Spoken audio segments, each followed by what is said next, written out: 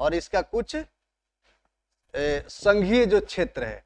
तो भारत जो है इसमें स्पष्ट रूप से लिखा है कि भाग 1 जो होगा, भाग 1 में संघ और उसका राज्य क्षेत्र, संघ और उसका राज्य क्षेत्र, यानी कि संघ जो है ये सभी मिल करके एक संघ बनाया है। संघ किसको बोलते हैं? अरे संघ मतलब क्या? एक समूह हो गया, समूह, यूनियन हो गया। अब यह जो यूनियन है इसमें बहुत सारा राज्य शामिल है ना। तो इस राज्य का जो क्षेत्र है वह, अब कौना राज्य का कितना क्षेत्र होगा यह किस में लिखा है? भाग 1 में लिखा है। अब इसका क्षेत्र, ये राजस्थान का ये क्षेत्र है, तो ये घुसेगा पंजाब में? नहीं घुसेगा। काहे कि संसद ने इसको निर्धारित कर दिया कि तुम्हारा क्षेत्र इतना ही है। बात समझ रहे हैं? अभी कहेगी गोवा, कहेगी हम सबसे छोटे हैं, है ना। अब छोटा है तो इसका मतलब क्या हो गया? अब जाकर राजस्थान को घेर लीजिएगा, नहीं घेर सकते हैं। तो सबका अपना अपना क्षेत्र निर्धारित है, उस क्षेत्र से बाहर वह नहीं जा सकता। तो राज्य और उसका जो क्षेत्र है वो, उसका उल्लेख किसमें है? भाग 1 में किया गया है। बंद करिए कुछ।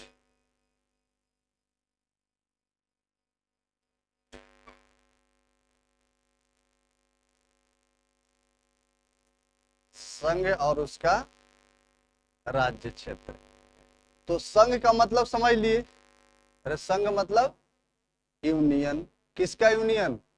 राज्यों का यूनियन। और दूसरा है राज्य क्षेत्र, मतलब कि राज्य कितना कितना बड़का है, उसका कितना क्षेत्रफल हम उसको दिए। बात समझ में आया? अब ये इसका राज्य क्षेत्र जो भी है वो इसको हम लोगों ने दे दिया।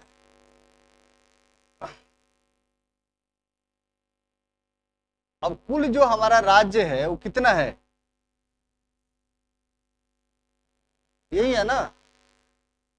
जो कुल राज्य है हमारा, राज्यों की संख्या 28 और जो यूनियन टेरिटरी है वह 8। कुल कितना हो गया? 36। तो इसी 36 को मिला करके क्या बना है? संघ और उसका राज्य क्षेत्र बना है। इसी का उल्लेख किया गया है भाग 1 में, 1 से लेकर 4 तक। 1 में कहा गया है कि भारत एक राज्य का संघ होगा। ये वाला पूरा मिला करके क्या कहलाएगा? भारत कहलाएगा, मतलब 1 नंबर।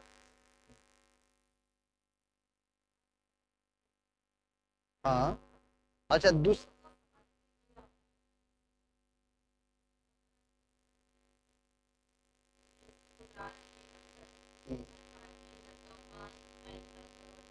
अच्छा, दूसरा जो हम बोल रहे हैं वो समझ में आ रहा है। आर्टिकल 2 का है, आर्टिकल 2 है कि राज्यों का एक जो क्षेत्र है वह क्या होगा। अब उसमें संसद को विशेष अधिकार मिला हुआ है। क्या अधिकार मिला है? तो वह क्या कर सकती है कि जो राज्य का हमने क्षेत्र दे दिया है ना, इस क्षेत्र अब इनका परमानेंट नहीं हो गया, इस क्षेत्र में परिवर्तन वह कर सकता है। अब क्या परिवर्तन करेगा? जो परिवर्तन का आधार, जो उनको परिवर्तन के अधिकार दिए गए हैं, वह उसका क्षेत्र में परिवर्तन कर सकता है। मतलब कि उसको घटा सकता है, उसको बढ़ा सकता है ना। दूसरा क्या कर सकता है? नाम बदल सकता है ना। वह चाहे तो बांट करके नया राज्य बना सकता है क्या, या दूसरे 2 राज्यों का वह विलय कर सकता है। इतना काम कर सकता है परिवर्तन, है ना। या फिर अगर किसी देश के द्वारा यह इच्छा जाहिर किया जा रहा है कि नहीं, हमारा जो देश है वह आप ही में हम विलय कर लेना चाहते हैं, हम भारत में रहना चाहते हैं, है ना, तो वह विलय कर सकता है। जो विदेशी राज्य है उसका क्या कर सकता है? विदेशी राज्य का विलय कर सकता है। कौन कर सकता है? संसद कर सकता है। यही है हमारा 1 से 4। बात समझ में आया?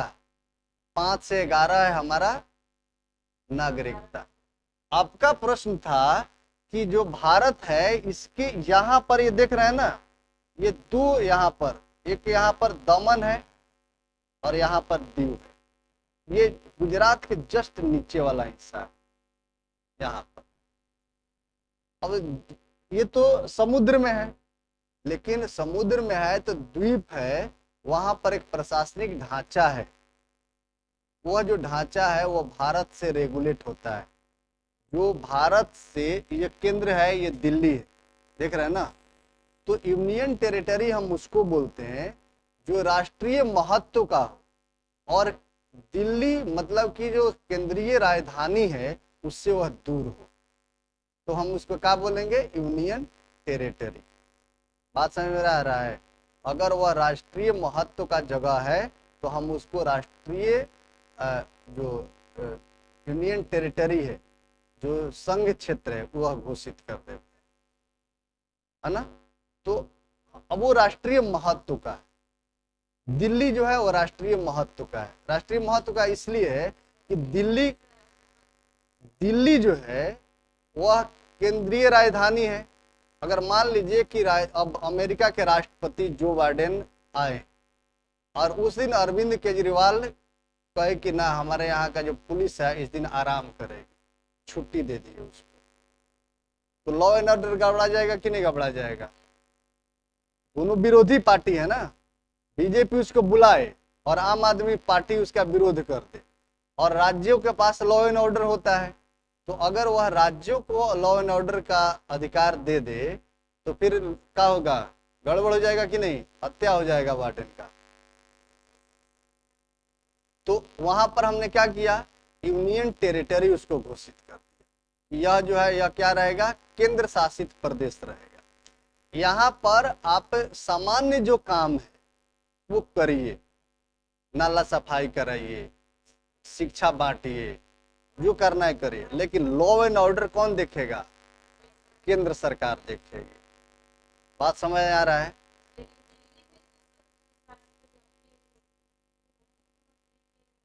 हाँ, तो हमने राज्य बना दिया, लेकिन जो कॉमन चीजें हैं उनको अधिकार दिया हुआ है, लेकिन जो लॉ एंड ऑर्डर है, जो विधि व्यवस्था है, वह केंद्रीय एजेंसी के पास है। कुछ नहीं, जो सामान्य जो डेवलपमेंट के काम है वह आप करिए, इंदिरा आवास आप बांटिए, पीडीएस दुकान आप देखिए, ठीक है ना। लेकिन जो लॉ एंड ऑर्डर है, जो विधि व्यवस्था है वहां का, वो कौन देखेगा, केंद्र देखेगा।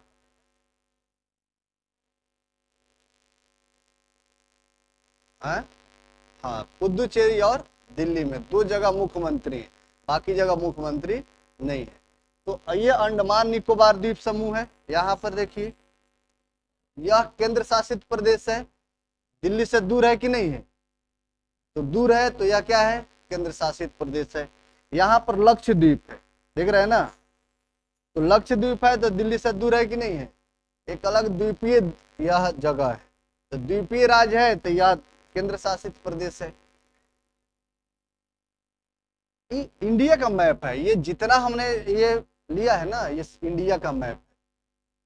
अब ऐसा नहीं कि इंडिया का मैप इतना ही है, ये भी हमारा क्षेत्र है। ये बंगाल का जो खाड़ी है ये का दूसरे का है, ये भी हमारा है।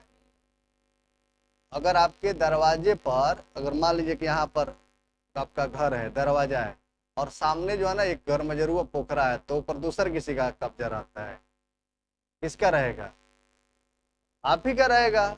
भले उस पर कुछ नहीं होगा, ऐसे ही लकड़ी फेंकाएगा, गोबर फेंकाएगा, लेकिन रहेगा किसका, जिसका वहां पर जमीन है उसी का घर मजरूआ भी जमीन है। तो यह जो, हाँ, अब यहाँ बस से नहीं जाएगा, डूबिए जाएगा। हाँ, बोल दीजिए, ये बात समझ में आया। हाँ, जितना गर्मी आएगा उतना ही दिमाग तेज होता है, खूब समझ में आएगा। हवा हाँकीएगा सब उधिया जाएगा, हम बोलेंगे उधिया जाएगा। तो जो कुल राज्यों का संख्या वो कितना है, 28, और जो 8 केंद्र शासित प्रदेश हैं वह एक दिल्ली है 1 नंबर, एक दमन द्वीप है यहाँ पर 2 नंबर हो गया, एक यहाँ लक्षद्वीप है, कितना हो गया 1 2, अरे यहाँ एक दिल्ली है, अच्छा ऊपर से आए, अच्छा चलिए। तो ये है एक लद्दाख, ये वाला दिख रहा है ना, रेड वाला लद्दाख है, और दूसरा वाला ये वाला जम्मू। तो एक ये हो गया, दो ये नहीं, एक नहीं हुआ ना, दो हो गया ना। अरे जम्मू कश्मीर एक है और लद्दाख एक है, तो एक नंबर ये हो गया और ये दो नंबर हो गया। पहले इसको दो बनाया गया था, एक लेह था एक लद्दाख था, ऐसे है ना, इसको तीन भाग में बांटे थे, लेकिन इसके बाद में विलय करके दुइये को बना दिया, लेह और लद्दाख एक ही रहेगा। तो ये दो हो गया, तीसरा हमारा दिल्ली हो गया, चौथा यहाँ पर पंजाब देख रहे हैं ना, यहाँ पर है चंडीगढ़, तो यहाँ पर चौथा हो गया, ये पांचवा हो गया। हाँ हाँ, एक दो, ये हो गया आपका दिल्ली तीन, और चंडीगढ़ यहाँ देख रहे हैं ना, इधर चार हो गया। ये बात समझ में आ रहा है, चार यहां से हो गया, एक दो तीन और चार, और यहाँ पर हो गया पांचवा, ये हो गया छठा, यह हो गया सातवां। हाँ अरे पहले ये सात देख रहे हैं, और यह क्या हो गया, अरे कोनो बात नहीं।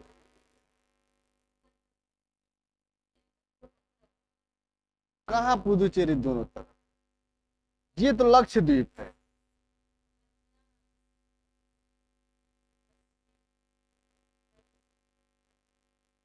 यहाँ पुदुचेरी है, ये दोनों तरफ कहां से हो जाए,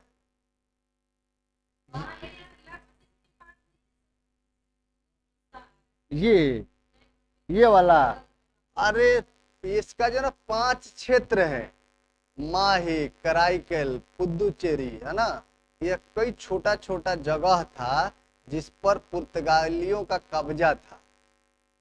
बात समझ रहे हैं? तो यह जो कब्जा था ना, अलग अलग छोटा छोटा शहर था, वह पुदुचेरी जो राज्य था उसके अंदर आता था। तो इसको हमने, ये जो माही है ना, माही है, कराईकल है, यहाँ पर देख रहे हैं ना, विलोर है, ये सब एक जगह पुदुचेरी में इसको हम शामिल कर लेते हैं। अब ऐसा नहीं कि इसको भी एक अलग जोड़ेंगे, इसको अलग जोड़ेंगे, हाँ ये एक साथ है, अलग अलग है वो ना, अलग अलग शहर है, लेकिन इसको हम एक जगह पुदुचेरी में इसका प्रशासन करते हैं। हाँ ठीक है, अब समझ में आएगा। आठ, अब कौन दिक्कत, 28 राज्य में कौन परेशानी, 8 केंद्र शासित प्रदेश, ये सारा द्वीप वीप सब भारत में है, वो यह समुद्र में रहे चाहे धरती पर रहे। बात समझ रहे हैं ना? हाँ तो चाइना वाला का कब्जा ना कर लेंगे, अभी गरमजरुआ नहीं है, उसके ठिका है, हाँ उस पर, हाँ इस पर टब्बो नहीं करिएगा, सोच भी नहीं सकते हैं आप, है ना। नहीं तो ये ऐसा एक लंगा पड़ोसी है जो कुछ नहीं, दारू पी के आएगा घर में आग लगा देगा, ऐसे भी लोग होते हैं ना।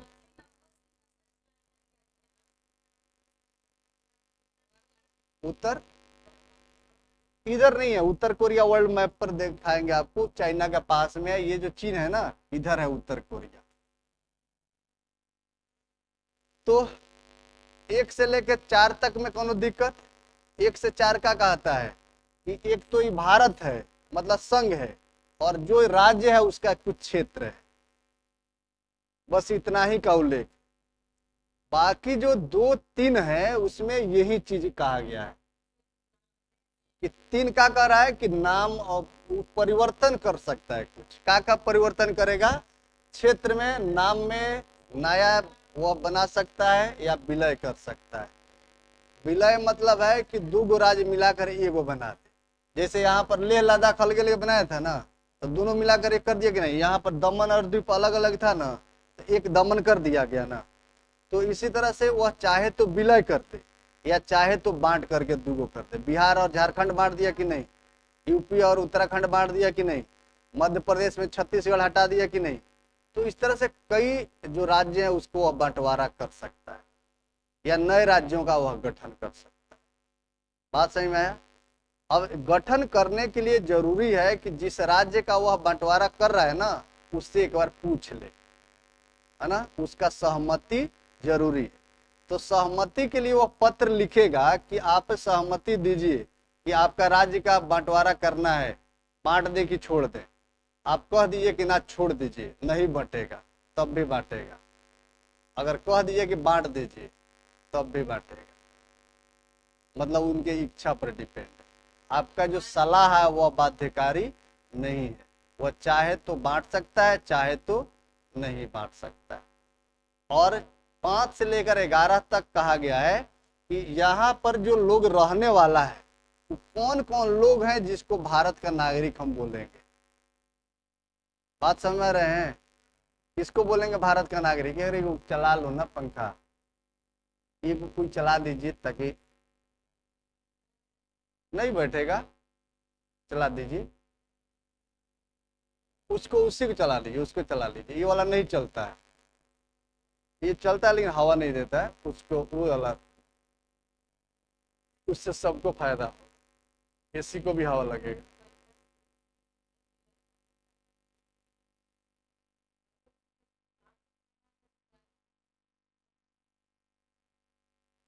सिर्फ लाइन कटने की वजह से समस्या हो रहा है।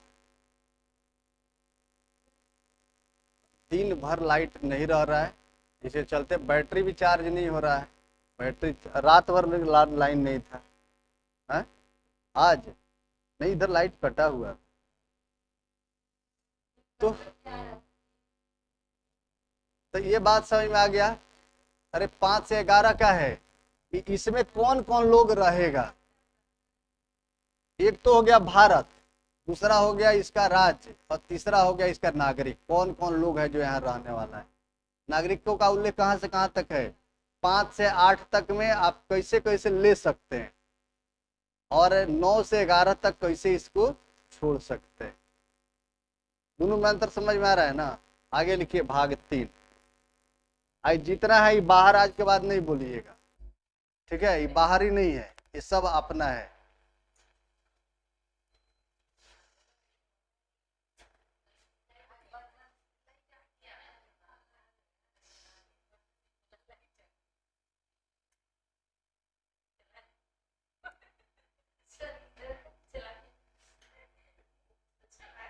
रिमोट उधर ही है।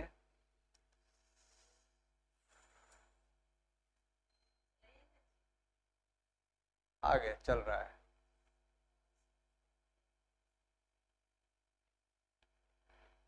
चलेगा, उसको थोड़ा सा समय लगता है।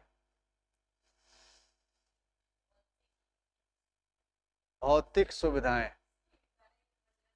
चलिए आगे लिखिए भाग 3।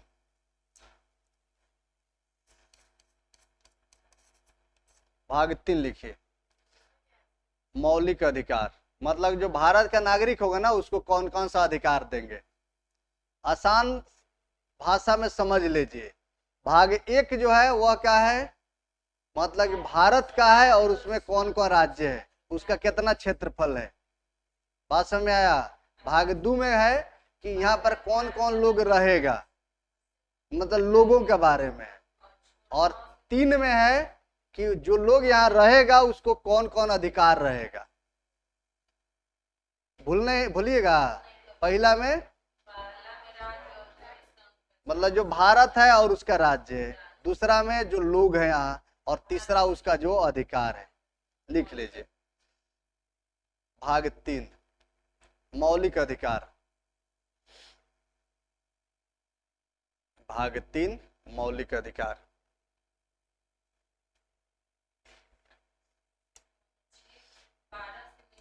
हाँ, भाग लिखिए भाग 3 मौलिक अधिकारों का उल्लंघन है। उल्लंघन नहीं, मौलिक अधिकारों का उल्लेख है।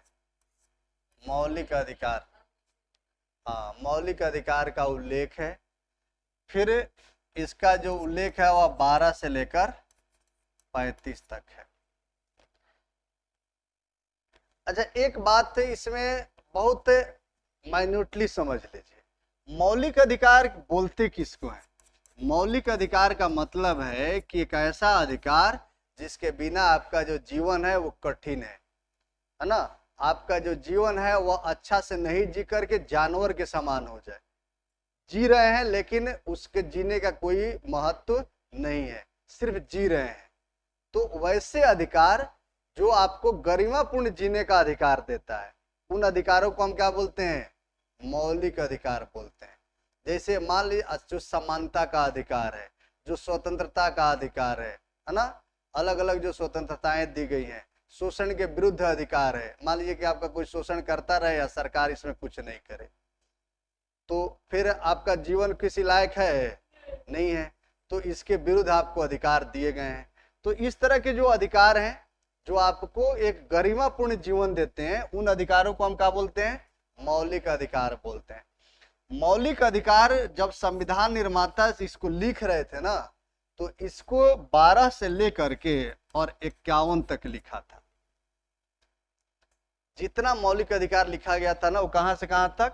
12 से 51 तक लिखे थे। लेकिन दिक्कत क्या हुआ कि जब इसको लागू करने चले ना, तो पता चला कि 12 से लेकर के और 35 तक ऐसा है जिसमें किसी भी प्रकार का खर्चा नहीं है, खर्चा इसमें नहीं है। लेकिन 36 से जब 51 लिखना शुरू किए, जब इसको लागू करना तो चले, तो पता चला कि इसमें खर्चा हो रहा था, इसमें पैसा चाहिए, उसमें पैसे की जरूरत थी। जैसे मान लीजिए कि हमने 36 से 51 में कहा कि सभी लोगों को आर्थिक समानता दिया जाएगा। अब आर्थिक समानता हम कैसे देंगे भाई? आर्थिक समानता का मतलब है कि सभी लोगों के पास धन बराबर हो। संभव है? नहीं है। तो इसके लिए हम ये कर सकते हैं कि एक आदमी के छीनिए, दूसरे आदमी को दीजिए, तभी ना बराबर होगा। दूसरा था कि सामाजिक अधिकार हम दें।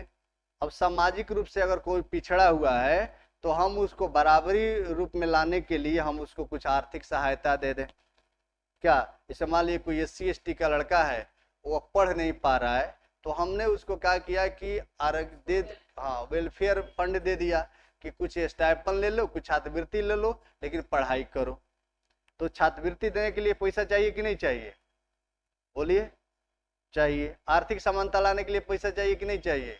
चाहिए। प्रसूति सहायता देने के लिए पैसा चाहिए कि नहीं चाहिए? चाहिए। जो मिड डे मील हम दे रहे हैं उसके लिए पैसा चाहिए कि नहीं? शिक्षा दे रहे हैं मुफ्त में, उसके लिए पैसा चाहिए कि नहीं? अब वो सभी कार्य जिसके लिए पैसे की जरूरत थी, ये सभी मूल अधिकारों में हमने शामिल किया था। लेकिन मूल अधिकार जो था, इसमें हम लोगों ने लिखा था कि जो मूल अधिकार है इसमें संशोधन नहीं होगा। अगर एक बार जो हम लोग लिख दिए, इन लोगों को शंका इस बात का था, जो लोग लिख रहे थे उनको इस बात का डर था कि कल होकर के ऐसा ना हो कि कोनो पार्टी आए और संविधान को बदल दे, मतलब इस मूल अधिकार में संशोधन कर दे। ऐसे आपको गरिमापूर्ण जीने का अधिकार है या आपको समानता का अधिकार है, कौनवा करके इसको अमेंडमेंट कर दे, समानता वाला हटा दे, तो फिर जो उद्देश्य था संविधान का वो पूरा रहेगा? नहीं होगा। तो उन लोगों ने इसके लिए क्या किया कि पहले ही लिख दिया कि इसमें संशोधन का होगा, नहीं हो सकता है। एक बार जो लिखा गया सो लिख दिए, इसके बाद इसमें कोई परिवर्तन नहीं होगा। अगर कोई सरकार इसको बदलने का प्रयास कर रही है ना, कभी किसी ने हिम्मत जुटा लिया कि इसको अमेंडमेंट हम कर ही देते हैं, तो जहां तक वह अमेंडमेंट करेगा, जो संशोधन करेगा ना, जितना संशोधन करेगा वह ऑटोमेटिक क्या होगा? स्वतः समाप्त हो जाएगा। मतलब कि हमने उसमें एक ऑटोमेटिक मशीन लगा दिया कि अगर मान लीजिए कि कोई ऐसा काम करता है तो क्या होगा? वो ऑटोमेटिक डिलीट कर देगा, उसको स्वतः समाप्त हो जाएगा। लेकिन अगर मान लीजिए कि ये संशोधन ये स्वतः समाप्त नहीं हो, है ना, इसमें अगर कोई उल्लंघन करने लगे, कोई लागू नहीं करने दे, तो इस स्थिति में अगर आपका उल्लंघन होगा ना, तो आप सीधे सीधे सर्वोच्च न्यायालय जा सकते हैं। सर्वोच्च न्यायालय जो है यह भारत का सबसे ऊपर का न्यायालय है। इससे ऊपर कोई नहीं है ना। वह देश का कार्यपालिका, विधायिका, न्यायपालिका कोई नहीं है इसके ऊपर। यह देश का सबसे ऊपर का यह स्थान है। तो हम लोगों ने संविधान इसी के हाथ में लगा करके दे दिया कि है लीजिए आप ही इसका रक्षा करिएगा। बात समझ में आया। तो संविधान का संरक्षक कौन है? सर्वोच्च न्यायालय। सर्वोच्च न्यायालय इस बात को हमेशा देखते रहता है कि जो विधायिका है, जो कानून बना रही है, वह कानून कहीं संविधान के प्रावधानों का उल्लंघन तो नहीं कर रहा है। अगर वह संविधान के इस मौलिक अधिकार वाले प्रावधानों को अगर उल्लंघन करता है तो इस स्थिति में उसको क्या कर देगा? समाप्त कर देगा, या उस पर वह सुनवाई करेगा। बात समझ रहे हैं। तो मौलिक अधिकार एक ऐसा अधिकार है जिसमें संशोधन नहीं हो सकता है। अगर संशोधन होता है तो वह क्या हो जाएगा? समाप्त हो जाएगा, स्वतः समाप्त हो जाएगा, है ना। और यदि इसका उल्लंघन होता है तो उल्लंघन जिस व्यक्ति के अधिकारों का होगा वह व्यक्ति सीधा सीधा कहां चला जाएगा? कोर्ट में जा सकता है। इतना बात समझ में आया? लिख लीजिए मौलिक अधिकार।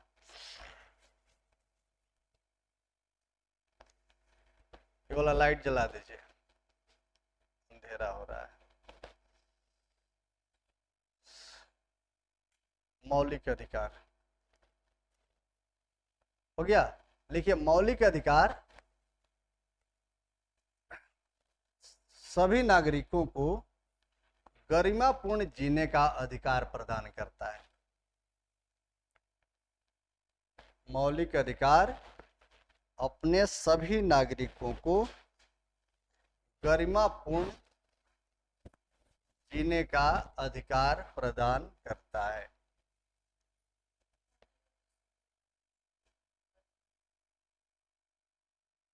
इसका उल्लेख अनुच्छेद 12 से 35 तक है। गरिमापूर्ण जीवन जीने का अधिकार प्रदान करता है। तो ये बात समझ में आया?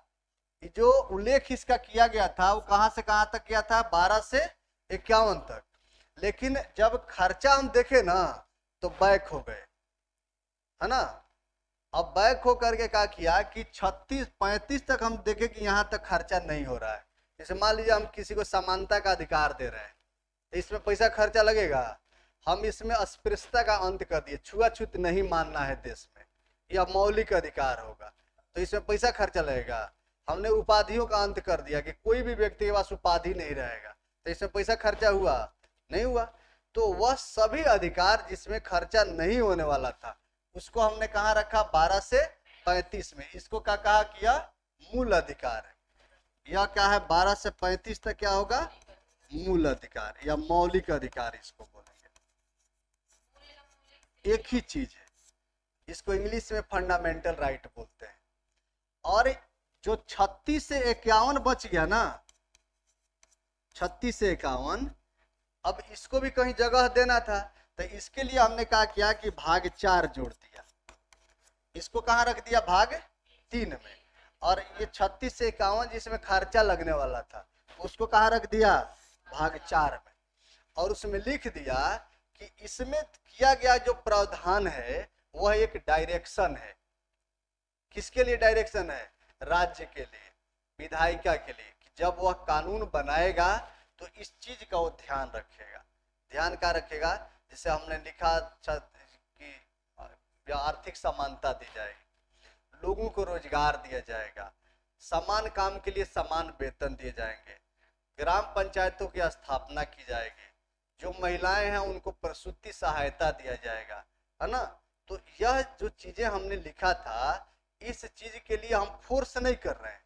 अगर आपको प्रसूति सहायता नहीं मिले तो आप इसके लिए सर्वोच्च न्यायालय नहीं जा सकते हैं, है ना। लेकिन यह संविधान डायरेक्शन दिया है राज्य को कि आप जब भी कोई कानून बनाइएगा ना तो इसका ध्यान रखिएगा।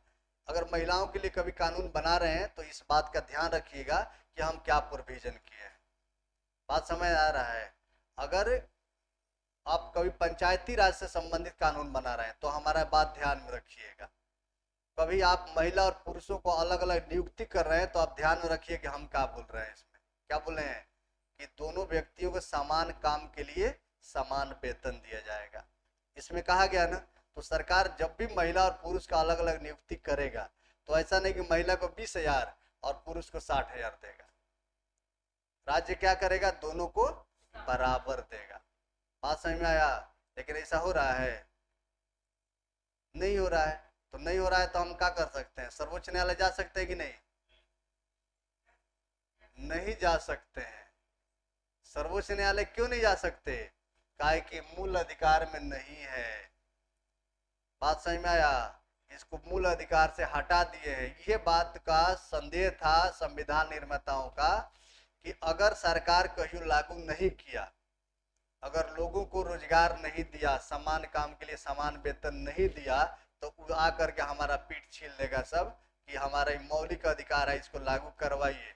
और फिर सर्वोच्च न्यायालय इसको क्या करता, फोर्स करता, क्योंकि इन्फोर्समेंट के युक्त था या इन्फोर्स करके उसको जबरदस्ती लागू करवाता कि नहीं आप लागू करिए, वैसे नहीं करिएगा। लेकिन यह है परिवर्तनीय है, इन्फोर्समेंट के लायक है नहीं है।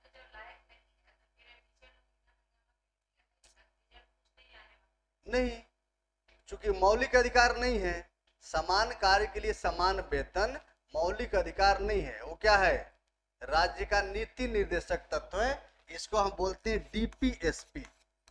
डीपीएसपी मतलब है directive principle of state policy, यानी कि राज्य का नीति निर्देशक तत्व। राज्य का नीति निर्देशक तत्व अगर हम बोल रहे हैं तो यहाँ पर क्या है, ये निर्देशक है। निर्देशक मतलब डायरेक्टर है। ये डायरेक्शन दे रहा है कि आपको जो कानून बनाना है वो कैसा कानून बनाना है। नीति निर्देशक तत्व है यह। तो यह जब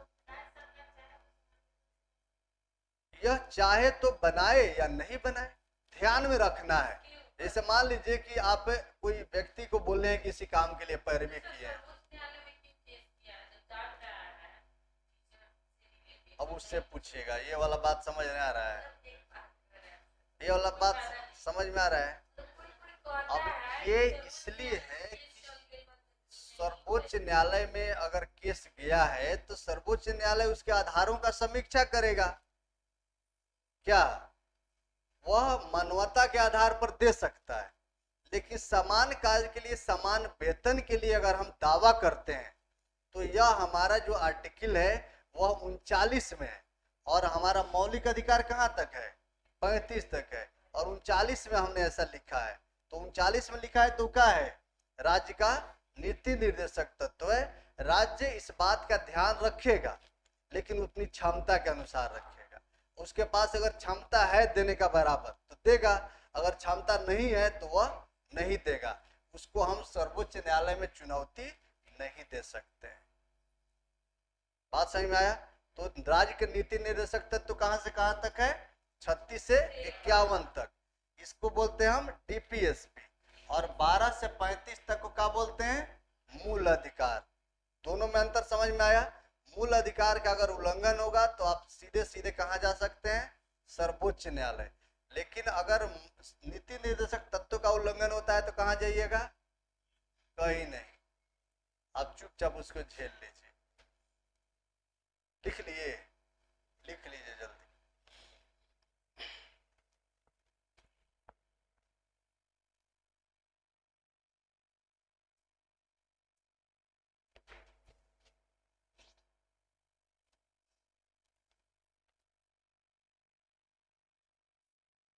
हो गया? अब लिखिए 12 से 35। अब लिखिए मौलिक अधिकार, है ना? हाँ, अब लिखिए अनुच्छेद 12। इसको एक एक करके हम लोग देख लें जरा। अनुच्छेद 12 क्या कहता है? अनुच्छेद 12, अनुच्छेद 12 कहता है कि जो मौलिक अधिकार है उसका परिभाषा क्या होगा। मतलब हम मौलिक अधिकार किसको बोलेंगे, तो इसका परिभाषा किस में है, 12। हाँ, अनुच्छेद 12। और अनुच्छेद 13 कहता है कि अगर राज्य मौलिक अधिकारों में संशोधन करती है संशोधन हो सकता है इसमें? नहीं हो सकता। परिभाषा है ना। तो जो 13 है ये कहता है कि संविधान के इन प्रावधानों में, मतलब मूल अधिकारों में संशोधन नहीं हो सकता है। संशोधन का होगा नहीं हो सकता है।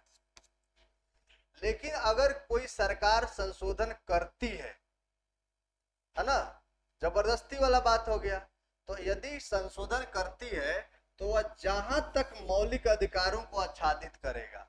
आच्छादित मतलब है कि हाइलाइटर आप लगाते हैं ना, क्या, जैसे मान लीजिए कि आप लिख रहे होते हैं, पहले लिखा हुआ है, आप हाइलाइटर देखे हैं तो हाईलाइट उसको करते हैं ना, तो अगर मान लीजिए कि उसके ऊपर से लिखना शुरू किए तो आप जहां तक उसको लिखे और मूल अधिकार लिखा हुआ है तो वह जहां तक आपने हाईलाइट किया है ना वो शून्य हो जाएगा।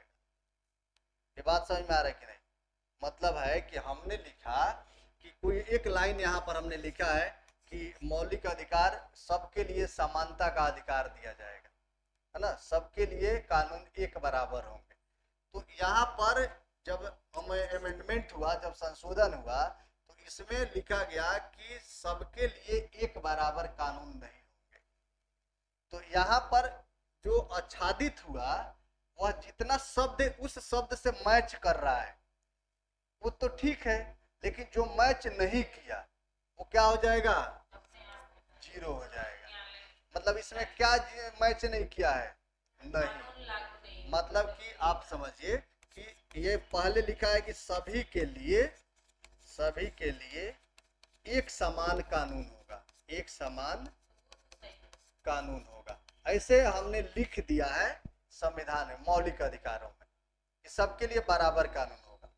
अब इसमें कोई पार्टी है जो संशोधन कर रही है, कोई सरकार संशोधन कर रही है, उसने लिखा कि सभी के लिए एक समान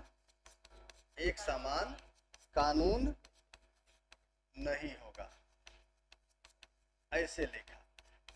इसमें भी लिखा है कि होगा, तो होगा इसमें मैच कर रहा है, ये वाला इसमें मैच कर रहा है, ये वाला कर रहा है, ये कर रहा है, सब कर रहा है ना, लेकिन ये वाला नहीं कर रहा है, तो ये क्या हो जाएगा? ऑटोमेटिक खत्म हो जाएगा। तो जैसे ही वाला खत्म हुआ तो फिर से वही वाला लाइन हो गया कि नहीं हो गया? तो संशोधन का कोनो वैल्यू रहा? नहीं रहा। तो स्पष्ट रूप से 13 जो कहता है कि इसमें संशोधन नहीं किया जा सकता है, और यदि संशोधन हुआ तो वहां तक यह शून्य होगा। यह क्या होगा? शून्य होगा। शून्य मतलब समाप्त होगा जहां तक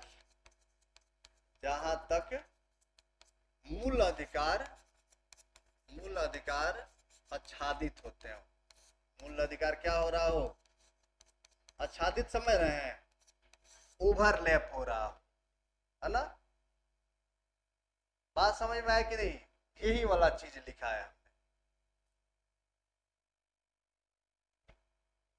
तो शून्य करने वाला किस में लिखा है?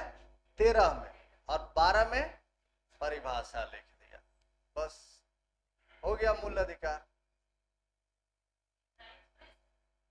हाँ, तो मतलब मेन बेसिक यही है।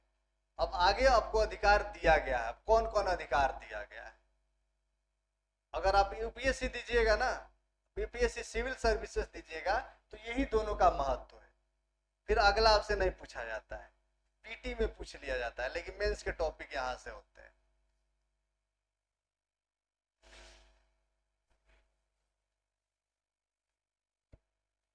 अब लिखिए समानता का अधिकार। क्या लिखना है? समानता का अधिकार। अनुच्छेद 14 नहीं, अब लिखिए समानता का अधिकार। हो गया? माइक भाग गया है नीचे।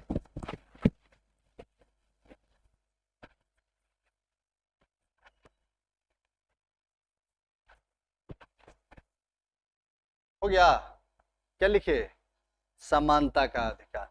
इसको लिखिए, इसे लिखिएगा समानता। लिखते आ जाएगा ना।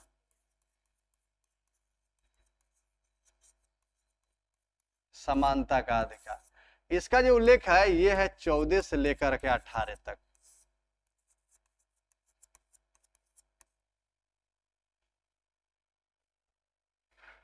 चौदह से लेकर कहां तक है? 18 तक है।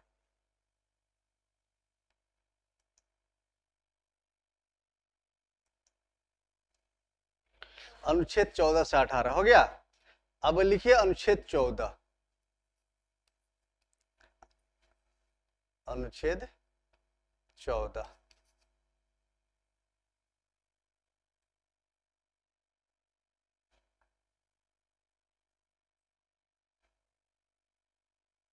हो गया। अच्छा, अनुच्छेद 14 जो है ये कहता है कि सभी नागरिकों के लिए एक समान कानून होगा। मतलब कि इसमें दो बात कहा गया है, एक विधि का शासन और दूसरा कहा गया है विधि का समान संरक्षण। ये दो बातें इसमें कही गई है। अब विधि का शासन का मतलब है कि देश में किसका शासन रहेगा? कानून का शासन रहेगा। कानून सबसे ऊपर है, इससे ऊपर कोई नहीं है। देश में वह कोई अंबानी बंधु हो चाहे कोई रिक्शा पुलर हो, सबके लिए कानून क्या रहेगा? एक समान रहेगा। यानी कि कानून से ऊपर कोई नहीं। अगर अपराध किए हैं, पुलिस जाएगी तो पकड़ करके अंबानी को भी ला सकती है और रिक्शा पुलर को भी ला सकती है। बात समझ में आया? लेकिन एक इसमें और बात कहा गया है कि विधि का समान संरक्षण। अब इसका मतलब है कि इसमें कुछ डिफरेंशिएशन किया गया है। अगर मान लीजिए कि सबके लिए एक समान हम कानून लागू कर दें, तो बच्चा के लिए, अब ट्रेन में जाइएगा रेलवे में, तो बच्चा का 5 वर्ष से कम का है तो एक आधा टिकट का, और जो 5 से ऊपर है उसका पूरा टिकट। लगता है कि नहीं लगता है? लगता है। तो हम क्या करेंगे? बोलेंगे कि ना सबके लिए बराबर कानून बनाइए? नहीं। तो इसमें हम लोगों ने क्या किया कि कुछ संरक्षण हम लोगों ने दिया है। विधि में हम लोगों ने कुछ संरक्षण प्रदान किया है कि इसमें डिफरेंशिएट कर दिया कि कुछ लोगों के लिए इसमें भेदभाव किया जा सकता है। बात समझ में आया? लिख लिए इसको, विधि का समान शासन और विधि का समान संरक्षण।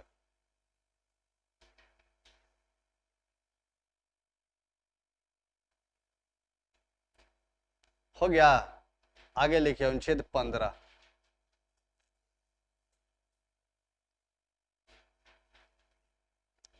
अनुच्छेद 15।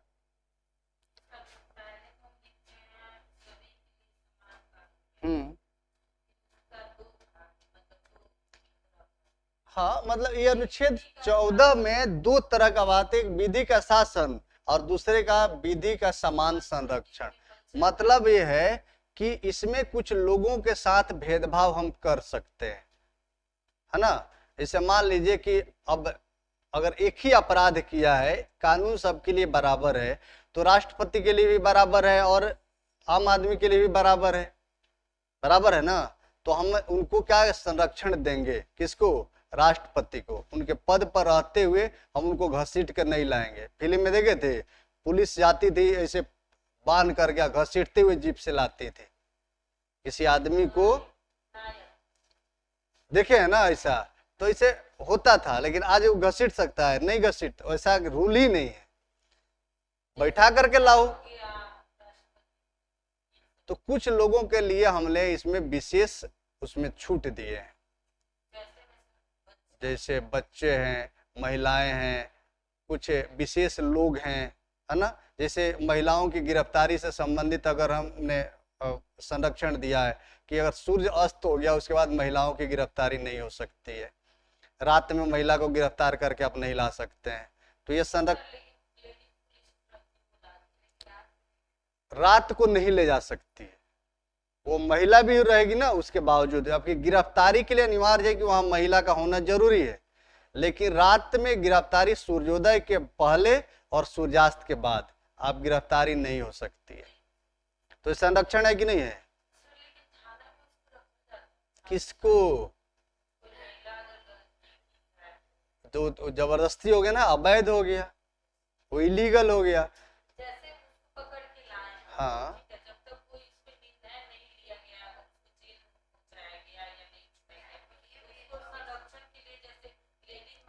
पुलिस कस्टडी में हम उसको नहीं रख सकते हैं, तो गलत काम करती है कोई नहीं। उनके पास कानून ये है कि जैसे वो लाती होंगी ना, तो जो रजिस्टर है उसमें एंट्री करती होंगी कि इनको हम 4 बजे गिरफ्तार किए हैं। कोनो वीडियो बनाया ना कि इनका गिरफ्तारी 7 बजे शाम को हुआ है और ये रखी हुई हैं, तो वो सस्पेंड होकर के चल जाएंगी बाहर नौकरी से। हाँ, जो भी बड़ा बाबू छोटा बाबू का कोनो वैल्यू नहीं है। जिस समय न्यायालय के चक्कर में पड़ जाएंगे ना, वो दिन बाबू शब्द हट जाएगा, सिर्फ बड़ा और छोटा रहेगा।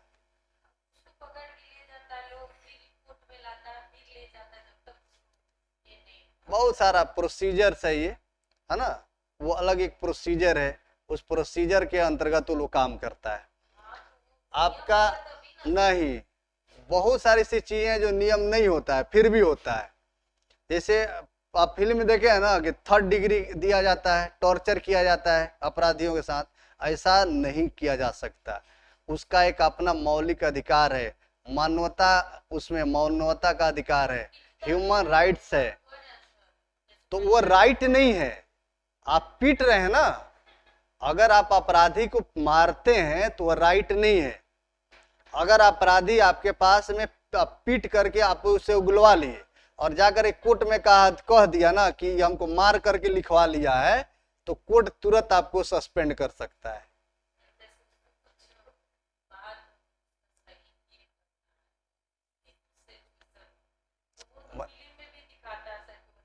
हर फिल्म में राइट वाला दिखाया जाता है। अरे फिल्म में देखे हीरो को ऊपर से कूदते हुए दोनों हाथ से फायरिंग करता है। विज्ञान कहता है कि एक टाइम में दोनों हाथ से अलग अलग निशाने नहीं लगाए जा सकते हैं, काहे कि मस्तिष्क कितना है, एक है, और एक जगह एक टाइम पर एक ही बार निशाना लगा सकते हैं। लेकिन साउथ वाला फिल्म देखिएगा, वो इधर मारते रहता है, इधर भी घुमा के एक बार ठोक देता है, उसको लगता है कि जैसे पीछे उसका आंख है, तो राइट है, काल्पनिक है। तो उसी तरह से अब दबंग वाला फिल्म देख करके आप दबंग ही ना करने लगे, वो मूवी है। कौन अलाउ करता है? वो लिखता है, इसका किसी भी घटना से कोई लेना देना नहीं है, यह एक काल्पनिक कथा है, यह मनोरंजन के लिए बनाई गई है। तो मनोरंजन के लिए है तो रोक लगा दें, लोग उतने उसी को इंटरटेन कर रहा है, उसी से लोग खुश रहने वाला है, तो कोनो धरातल पर लागू होने वाला है कानून। अगर कानून वह बन रहा होगा तब उसको रोक लगेगा। देखिए कुछ और भी चीज होता है जिसको सेंसर काट देता है, कहता है कि नहीं, ये अगर ऐसा पारित कर दिए ना, ऐसा अगर दिखा दिए समाज में, तो समाज में इससे गलत प्रभाव पड़ेगा।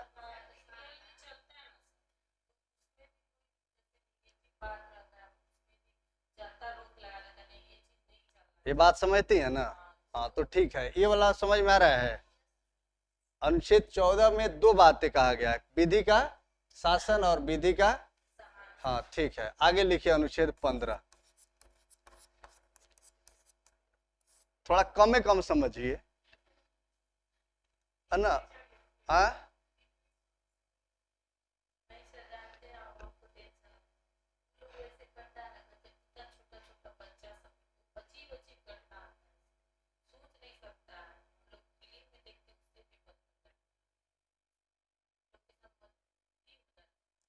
अनुच्छेद 15 लिखिए।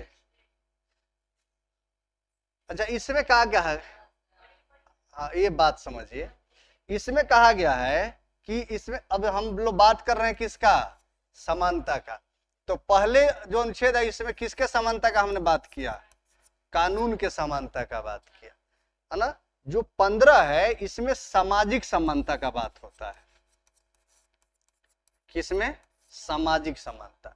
अब ये जो सामाजिक समानता है वो क्या है, देखिए कोई भी व्यक्ति का अगर वह जन्म लेता है तो जन्म के आधार पर हम उससे भेदभाव नहीं कर सकते। जन्म लिया तो हो सकता है कि वह स्त्रीलिंग हो या पुल्लिंग हो, उसका कोई भी अगर लिंग है तो उस लिंग के आधार पर हम उससे भेदभाव नहीं कर सकते हैं, है ना। अगर वह जहां भी जन्मे, भारत के किसी भी कोना में जन्मे, हम जन्म स्थान के आधार पर उससे भेदभाव नहीं कर सकते हैं। जन्म के आधार पर नहीं कर सकते। अब ये नहीं कहेंगे कि रात के 2 बजे जन्मा था तो इसके लिए अलग कानून होगा, और जो दिन में जन्मा था उसके लिए कानून अलग होगा। जन्म के आधार पर भेदभाव नहीं करेंगे। लिंग के आधार पर, ये महिला है ये पुरुष है, हम इसके आधार पर भेदभाव नहीं करेंगे। जन्म स्थान के आधार पर भेदभाव नहीं करेंगे। ऐसा नहीं कि पूर्वोत्तर में जन्म लिया है इसका अधिकार कम है, दिल्ली में जन्म लिया है केंद्रीय राजधानी के पास में तो इसका ज्यादा वैल्यू है, ऐसा नहीं करेंगे।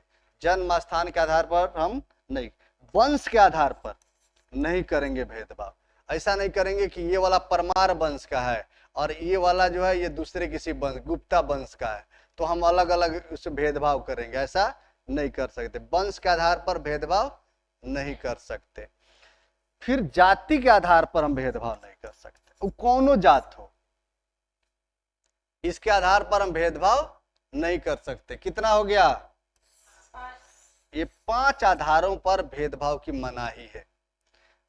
वह कोई भी व्यक्ति हो इस आधार पर कौन भेदभाव नहीं करेगा, नहीं, सरकार नहीं करेगा। सरकार को हम बोलते हैं राज्य, और राज्य का जो परिभाषा है वो अनुच्छेद 12 में दिया गया है। हमने परिभाषा लिखा था ना, अनुच्छेद 12 परिभाषा, तो उसमें किसका परिभाषा है, राज्य का परिभाषा है। अब राज्य किसको बोलेंगे, वो जो राज्य है, हम अब यूपी बिहार इस सब को राज्य नहीं बोलेंगे। राज्य का परिभाषा है कि वह संस्था जिसको कानून बनाने का अधिकार है उसको क्या बोलेंगे, राज्य बोलेंगे। स्टेट मतलब वह संस्था जिसको कानून बनाने का अधिकार है। तो कानून कौन बना सकता है, केंद्र सरकार बना सकती है कि नहीं, बना सकती है। राज्य सरकार बना सकती है कि नहीं, बना सकती है। कुछ और भी संस्थाएं हैं, है ना, जिसको हम बोलते हैं भारत सरकार का उपक्रम, भारत सरकार का उपक्रम। तो ये जितने, जैसे BSNL, MTNL, है ना, ये सेल, भेल, ये सारा जो चीजें हैं ये सब क्या है, भारत सरकार का उपक्रम है। तो इन सभी को अपने क्षेत्र में स्वतः कानून बनाने के अधिकार प्राप्त है, वह अपने लिए कुछ नियम बना सकते हैं।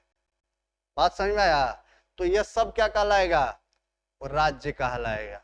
जैसे BSNL राज्य है कि नहीं है, बताओ। अरे BSNL राज्य है, नहीं है ना, अभी कहाँ थे। अरे जिसको विधि बनाने का अधिकार है, तो केंद्र को विधि बनाने का अधिकार है कि नहीं है, राज्य को विधि बनाने का अधिकार है कि नहीं है। जैसे NDPL, हम बिजली वाला सप्लाई करते हैं ना, तो उसको विधि बनाने का अधिकार है कि नहीं। जो स्थानीय प्रशासन है, नगर परिषद है, नगर निगम है, ग्राम पंचायत है, उसको विधि बनाने का अधिकार है कि नहीं। तो ये जिसको हमने विधि बनाने के, जैसे NDPL है, हमने हमारा बिजली सप्लाई कर रहा है, तो ऊपर भारत सरकार कानून बना रही है, लेकिन ये अपना कानून अलग बनाएगा। अब ऐसा नहीं कि अब कोई बिजली चोरी कर रहा है ना, तो अब इसके लिए भारत सरकार आएगा देखने के लिए, यह अपना सलट लेगा। बात समझ में आ रहा है ना, वो अपना विधि स्वयं बना लेता है।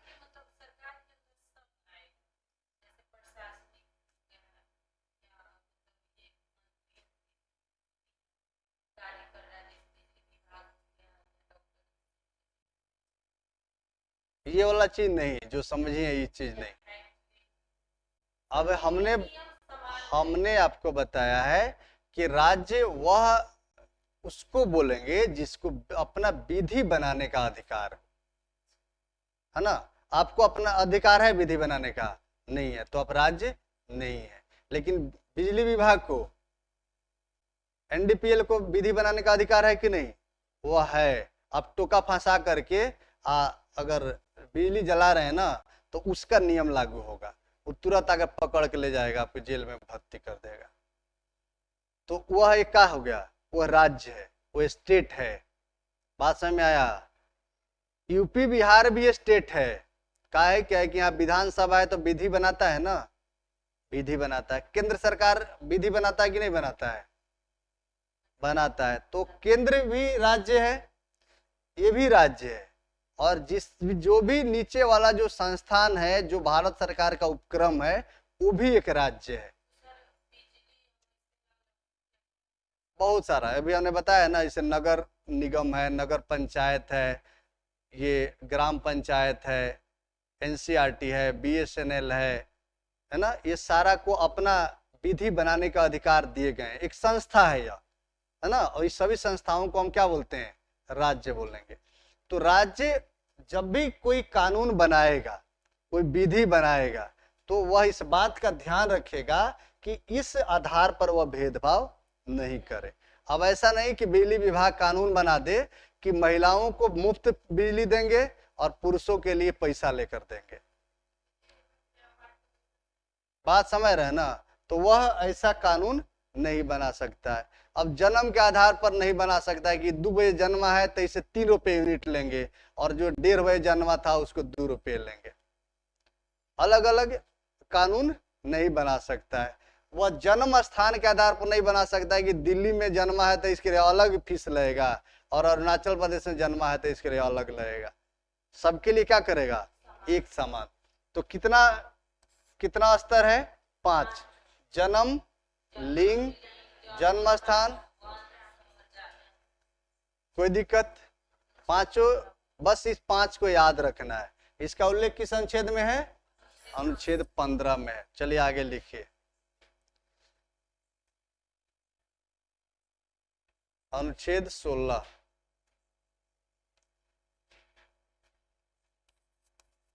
अनुच्छेद हो गया 16।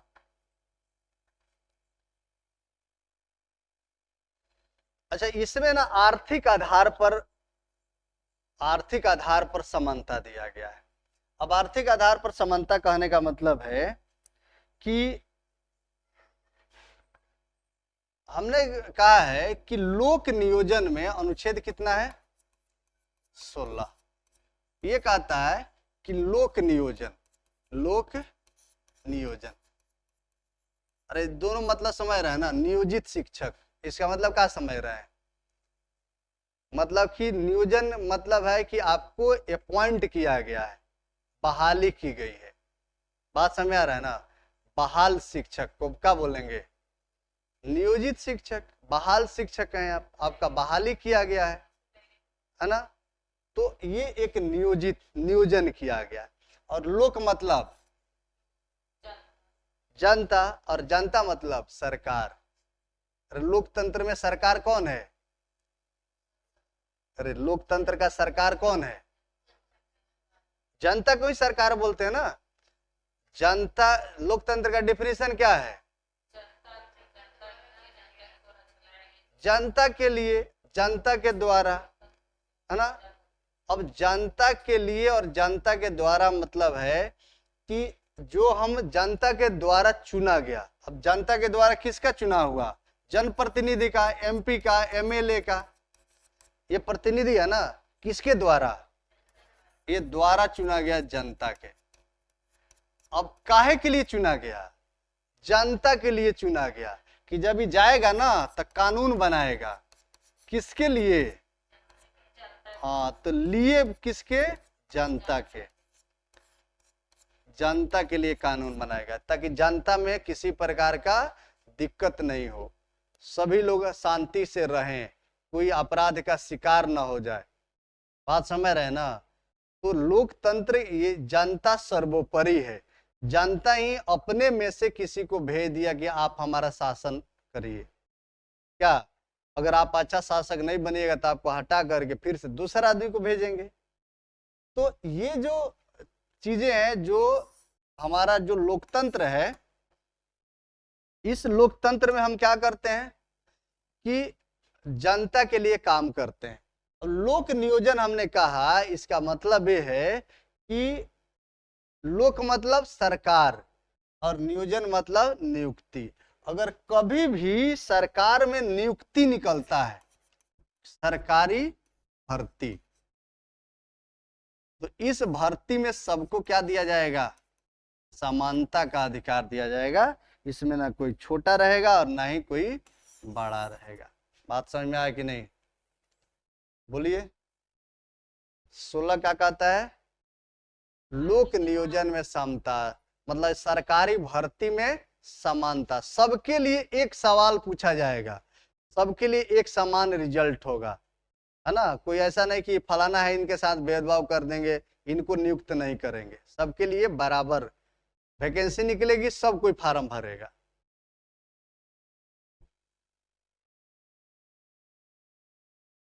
लेकिन अगर मान लीजिए कि कौन आदमी है जौन गरीब है, जो कम पढ़ा लिखा है, जो सामाजिक रूप से बहिष्कृत है ना, बहुत सारा दिनों से पर्दा प्रथा में महिलाओं को घर में रखा गया है, तो इन लोगों को अब बराबरी का हिस्सेदार बना दें। आज मान लीजिए कि लोक नियोजन में हमने बराबर का हिस्सेदार दे दिया कि समानता रहेगा, सब महिला पुरुष सभी जाति के लोग एक ही रहेंगे। लेकिन समस्या क्या है कि महिलाओं को तो हमने रखा घर में, उनको पढ़ने का मौका दिया, ज़्यादा से ज़्यादा मैट्रिक पास कराया। मैट्रिक जब कर रहे थे तो पड़ोसी कर क्या करिएगा पढ़ा करके, ज़्यादा से ज़्यादा चूल्हा फूकेगी, क्या कर, इससे ज़्यादा कुछ करेगी? उसके भविष्य में ही लिखा गया था कि ये चूल्हा फूकना है। ये तो अच्छा कहिए कि नरेंद्र मोदी सब घर घर गैस बंटवा दिए, नहीं तो चूल्हे फूकते रहते। अच्छा होता है। और आपको मालूम है कि उससे निकलने वाला धुआं आपको दमा का पेशेंट बनाता है। आपका जो वो चूल्हा है वो कितना पॉल्यूशन फैलाएगा, कितना लोगों को बीमार करेगा। आप गोबर जलाती हैं ना, गोबर जो कार्बन जला रही हैं, अब वह कार्बन आप कितना भी खुला में बनाइएगा, सांसों तो वहीं लेना है ना, धुआं वहां नहीं रहेगा, वहां के पॉल्यूशन बढ़ाएगा कि नहीं बढ़ाएगा? अब मान लीजिए कि हाँ,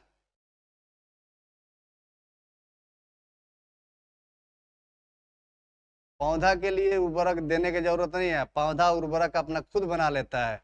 वो अपना पत्ता गिराएगा क्या, वो अपना, तो वो आपसे मांगने आता है कि ना हमको उर्वरक दीजिए।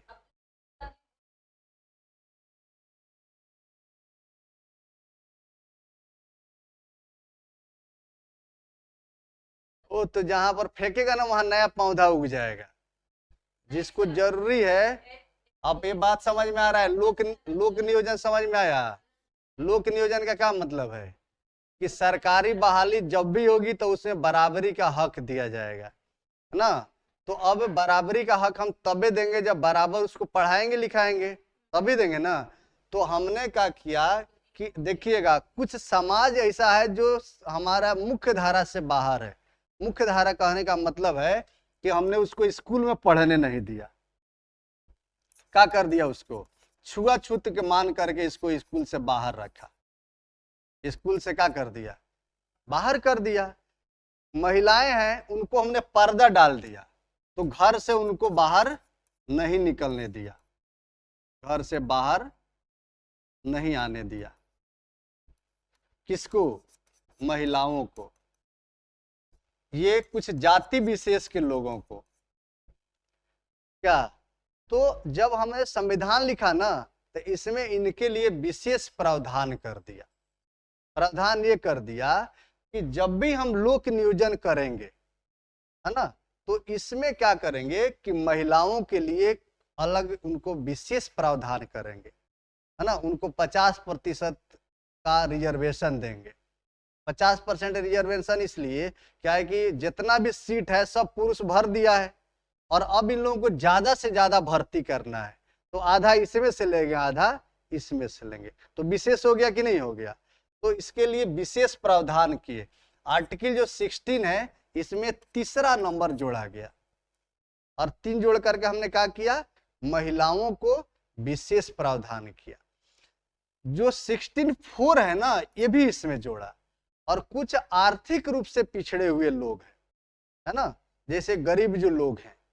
अब आर्थिक रूप से पिछड़े हुआ का हम पहचान कैसे करेंगे कि भाई ये वाला गरीब है ये वाला अमीर है?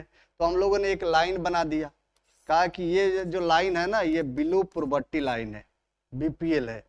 मतलब कि अगर आप 5 लाख रुपया कमाते हैं साल में तो आप गरीब नहीं हैं, अगर इससे कम कमाते हैं तो गरीब हैं। तो एक हमने लाइन बना लिया ना कि ये हमारा लाइन है भाई।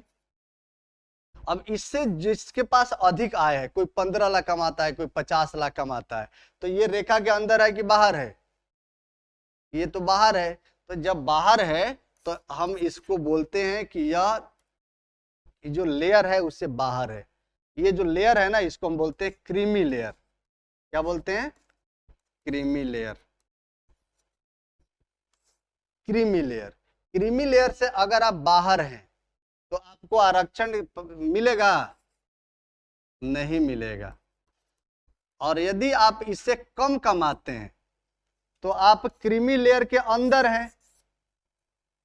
ये वाला जो लेयर है कौन लेयर है? क्रीमी लेयर है। मतलब आप कितना क्रीम छापते हैं, कितना मलाई ले आते हैं साल भर में कमा के, उसका एक लेयर होगा ना। तो इस लेयर के अगर आप बाहर हैं, आप मलाईदार परत है ये, इस परत से आप बाहर हैं तो क्या है? आपको आरक्षण नहीं है। अगर इसके अंदर हैं तो आरक्षण है। तो इसीलिए हम क्या करते हैं, जब भी बहाली करते हैं तो ओबीसी से जो अदर बैकवर्ड क्लास है उससे क्या मांगते हैं हम? क्रीमी लेयर मांगते हैं। वह एक जाति प्रमाण पत्र है। जाति प्रमाण पत्र नहीं, आय प्रमाण पत्र।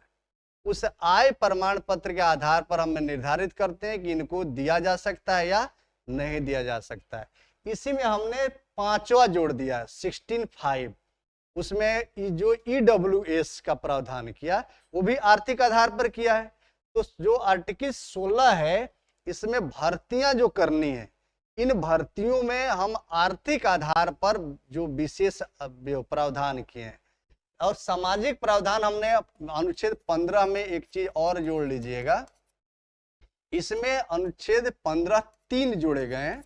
इसमें महिलाओं के लिए विशेष प्रावधान किया गया है और अनुच्छेद 4 में SC ST के लोगों के लिए विशेष प्रावधान किए गए हैं। हाँ 1 2 उसमें मतलब अलग अलग लोगों के लिए व्यवस्थाएं हैं, लेकिन आपके लिए जो महत्वपूर्ण है वह 3 और 4 है। 3 में महिलाओं के लिए, वुमेन्स के लिए, और 4 में SC ST के लिए। 15 3 और 4 में, हाँ इसको मैंने नहीं लिखाया था आपको। और 16 में 16 3 और 4 भी है ना। तो यह क्या है? आर्थिक आधार पर है। क्या है? आर्थिक आधार पर। हाँ आर्थिक आधार है। और यह कौन सा आधार है? सामाजिक आधार है। SC ST किस आधार पर हम बोलते हैं? जाति है ना, तो जाति समाज का हिस्सा है। बात समझ आ रहे हैं? तो हम अगर कहें कि सामाजिक आधार पर आरक्षण किस अनुच्छेद में मिलता है? 15 में। और आर्थिक आधार पर, क्रीमी लेयर के आधार पर 16 में।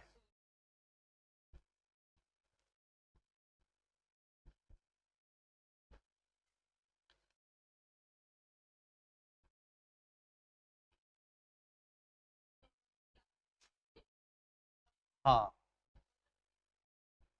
महिलाओं के लिए,